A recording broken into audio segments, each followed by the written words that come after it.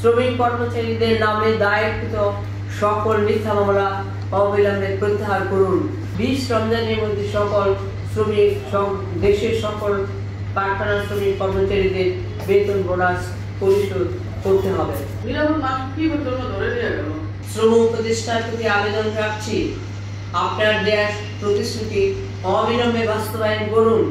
এই সংবাদ সম্মেলন থেকে আমরা 5 দফা দাবি উত্থাপন করছি। সরকার দাবিসমূহ মেনে নেবে এই প্রত্যাশা রাখি। আমাদের 5 দফা দাবি 1 নম্বর দাবি হচ্ছে গার্মেন্টস শ্রমিক ঐক্য ফোরামের আশুলে থানা শাখার সভাপতি খোরশেদ আলম সহ বেক্সিমপুর গ্রেফতারকৃত নির্দোষ শ্রমিক কর্মচারীদের অবিলম্বে নিঃশর্ত মুক্তি দিন। 2 শ্রমিক কর্মচারীদের নামে দায়েরকৃত সকল মিথ্যা মামলা অবিলম্বে প্রত্যাহার করুন। 3 শ্রম আইন অনুযায়ী শ্রমিক কর্মচারীদের সকল পাওনা এবং ক্ষতিপূরণ অবিলম্বে পরিশোধ করুন। 4 হচ্ছে রমজান মাসে সকল শিল্প এলাকায় বিশেষ ব্যবস্থা করে স্বল্প মূল্যে রেশনিংয়ের পদক্ষেপ নিন।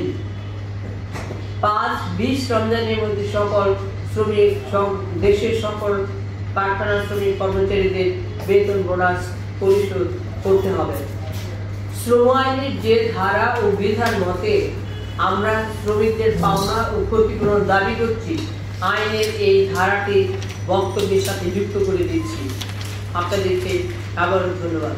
মুসলিম বিশ্ব সভাপতি গার্মেন্টস শ্রমিক ঐক্য ফোরাম কেন্দ্রের। সে যদি সন্ত্রাসী করতো, রাজনীতি করতো, তাহলে বলতাম কি হ্যাঁ অন্যায় করছে, অন্যায় ভিত্তিতে ধরে নিয়ে গেছে, কিন্তু সে কিচ্ছু করে নাই। নিরাপদ মানুষ কি করতে ধরে নিয়ে গেল, এটাই আমার বড় দুঃখ।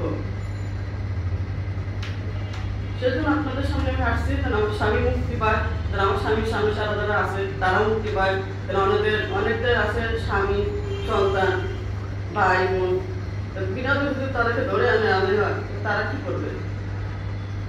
আমি তো তাও সাহস করে আসছি, আমি তো জীবনে গেটের বাইরে পা রাখি নাই, স্বামীর জন্য আজকে আমি গেটের বাইরে পা রাখতেছি।